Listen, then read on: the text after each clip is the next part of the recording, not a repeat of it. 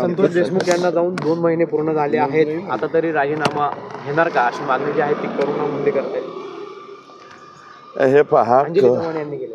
अंजली दमानिया ताई काय म्हणाल्या, करुणा मुंडे काय म्हणाल्या, यापेक्षा त्यांनी त्या पदापासून दूर व्हावं अशा प्रकारची मागणी त्यांच्याच पक्षातले आमदार बऱ्यापैकी करतायत. आमच्या जिल्ह्यातले त्यांच्या पक्षाचे ज्येष्ठ आमदार श्री प्रकाश सोळंके यांनी ती मागणी केलेली आहे.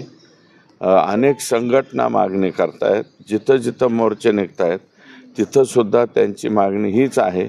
पण मी स्वतः अजून त्यांचा राजीनामा मागितलेला नाही.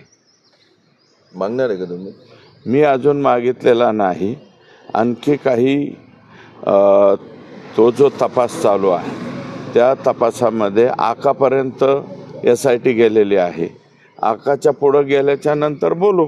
2 महिने झाले पण आरोपी जी मागणी करताय ती जवळपास पूर्ण होते आहे. आता फक्त तुम्ही म्हणताय की अजून राजीनामा त्यांचा मागितलेला नाहीये. तुम्ही राजीनामा मागता क्षणी त्यांचा राजीनामा होईल का? असं काय होईल असं मला वाटत नाही. पण माझं मत असं आहे की त्यांचा राजीनामा घ्यावा किंवा नाही घ्यावा हे सर्वस्वी माननीय अजितदादा, प्रफुल्लभाई पटेल आणि त्यांच्या पक्षाचे प्रदेशाध्यक्ष श्री सुनील तटकरे यांच्या हातामध्ये आहे. यांनी जर मनात आणलं तर त्यांचा राजीनामा तातडीनं होऊ शकतो. आणि आमचं काय आहे, त्यांच्या पक्षाची प्रचंड बदनामी होते ना. त्यांचा पक्ष रॉंग बॉक्समध्ये चालला आहे, आम्ही तर पॉझिटिव्ह बॉक्समध्ये चाललेलो आहे. आमच्या मुख्यमंत्र्यांनी संतोष देशमुखच्या खून प्रकरणामध्ये सगळ्या बाजू जनतेच्या पुढं पॉझिटिव्ह कशा जातील अशाच पाहिलेल्या आहे. मोका लावा म्हणलं मोका लावा, SIT स्थापन केली, करा म्हणलं SIT स्थापन केली, 10 लाखाची मदत द्या म्हणलं दिली. ह्या सगळ्या लोकांचे सगळं काही बंदोबस्त झाला पाहिजे. आता तुम्हाला सांगतो, जे हा हू छा छू करणारे परळीमधले लोक होते ना, संध्याकाळी शुकशुकाट झाला आहे. जरा परळीला जाऊन बघा, तिथल्या व्यापाऱ्यांना जाऊन विचारा. सुटकेचा एक निश्वास तिथल्या लोकांनी टाकला आहे. अन्यथा या सगळ्या गुंडांच्या दबावामध्ये लोकांना राहावं लागत होतं. अनेक लोकांनी, जवळपास 500 लोकांनी, व्यापाऱ्यांनी परळी शहर सोडून दिलं. घरदार धन दौलत सगळं सोडून, यांच्या त्रासाला कंटाळून 500 लोक परळी शहर सोडून गेलेले आहे. तुम्ही ज्या कारणासाठी नाशिकमध्ये आलेला होता त्या परभणी प्रकरणात जवळपास बहुतांश मागण्या मान्य झालेल्या आहेत. तुम्ही देखील त्या सगळ्यांचा निरोप घेऊन त्या आंदोलकांच्या भेटीसाठी आलेले होतात. बीडच्या प्रकरणात देखील अशाच स्वरूपाची अपेक्षा तुमच्याकडनं अनेक नागरिक त्या ठिकाणी व्यक्त करतायत. काय यापुढचा सगळा हा मार्गक्रमण असणार आहे? काय आपली अपेक्षा घेऊन आपण पुढे जात आहे? नाही, परभणीच्या प्रकरणात तिथल्या पालकमंत्री मेघनाताई बोर्डीकर या आणि थोड्याफार काही प्रमाणात मी पण, आंदोलक जे होते वाकोडे बाबांचे चिरंजीव आशिष आणि रवी सोनकांबळे, भीमराव हत्ती आंबिरे यांच्याशी आम्ही संपर्कात होतो. तिथल्या पालकमंत्री ते विनंती करीत होते, मी पण विनंती करीत होतो. आणि तो जो आहे त्यांना परत घेणं, लॉंग मार्च जो चाललेला होता तो परत घेण्याची विनंती आम्ही केली. त्यांनी ऐकली, त्याच्याबद्दल त्यांचा आभार. आणि हे जे संतोष देशमुखांचं प्रकरण आहे, महादेव मुंडेचं प्रकरण आहे, ह्या दोन्ही प्रकरणाच्या बाबतीत 100% शेवटपर्यंत आमची जनतेची जी अपेक्षा माझ्याकडून आहे की हे फाशीला जाईपर्यंत आम्ही गप्प बसायचं नाही.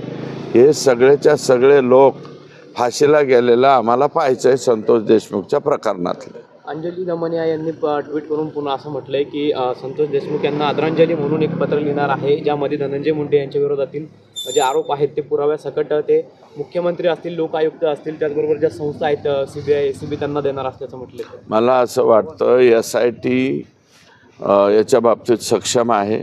अंजलीताई त्यांच्या पातळीवरती बोलत आहेत, मी त्याच्याबद्दल काही बोलणार नाही.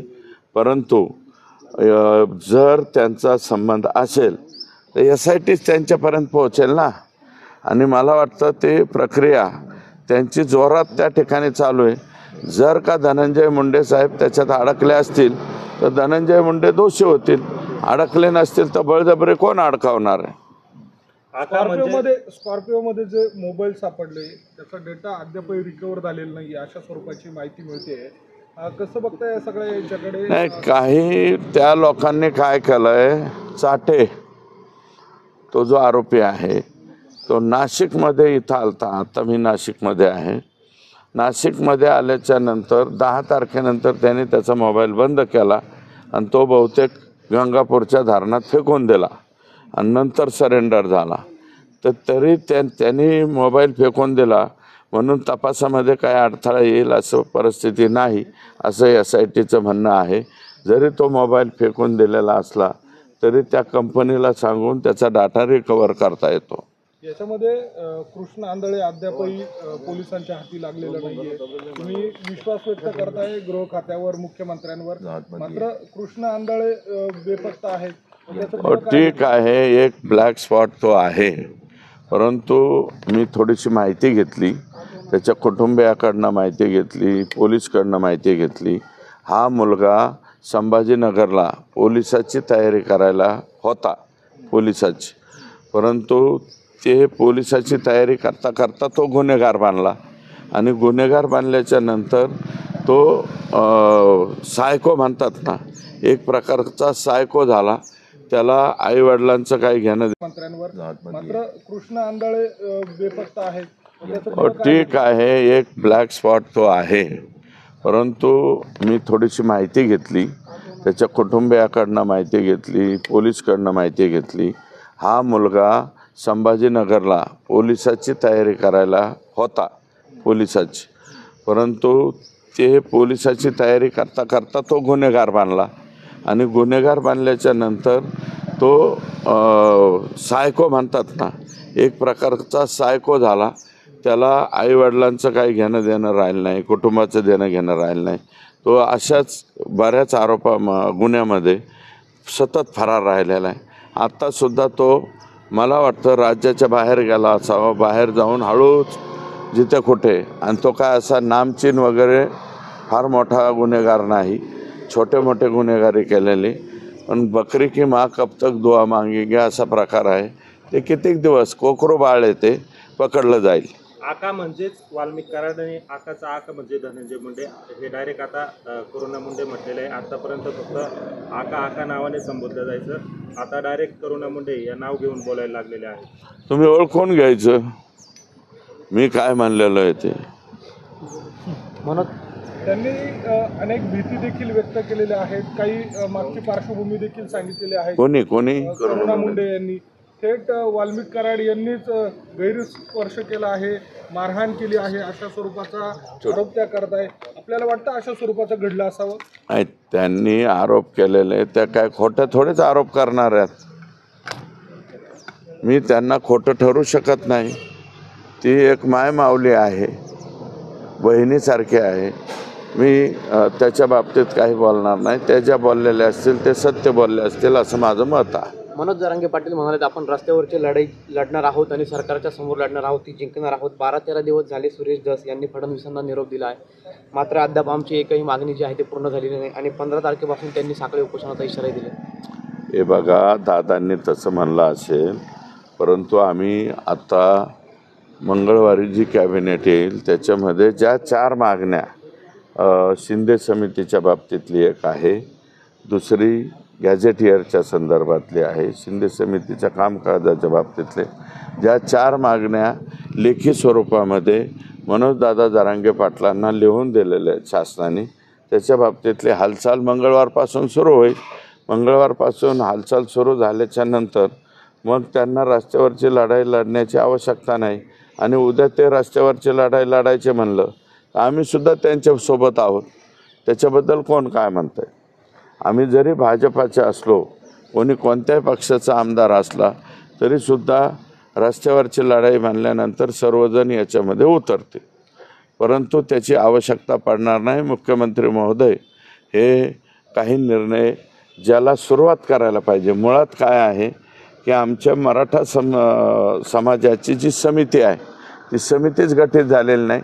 आता ह्या मंगळवारी ती गठीत होईल अशा प्रकारची आशा आहे.